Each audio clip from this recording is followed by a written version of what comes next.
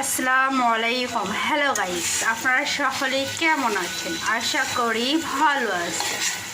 ইনশাআল্লাহ আমরাও অনেক ভালো আছি।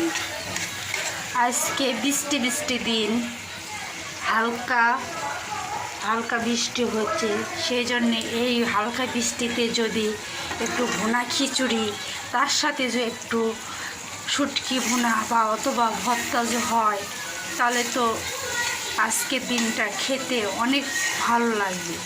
এই বৃষ্টির দিনে খিচুড়ি খেতে অনেক মজা লাগে।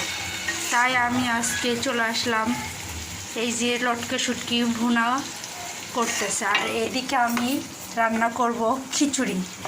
তাই সর্বপ্রথমে আমি আগে এই লটকা শুটকিটি ভালো করে ভুনা করতেছি।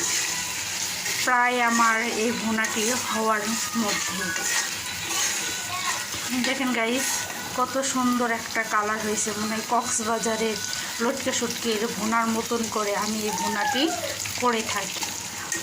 মনেই হবে না এটা বাসায় রান্না করার লটকা শুটকি, মনে হচ্ছে এটি সেই কক্সবাজারের ভুনা মতন হয়ে গেছে।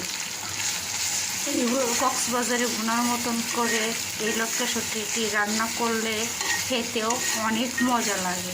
আর তো খিচুড়ি হলে তার কোনো কথাই নেই, খেতেও অনেক ভালো লাগে। আর বৃষ্টির দিনে আমার পরিবারের সবাই খিচুড়ি আর শুটকি ভুনা খেতে অনেক পছন্দ করে। আল্লাহ হাফেজ। আর আমার ভিডিওটি ভালো লাগলে লাইক করবেন, কমেন্ট করবেন।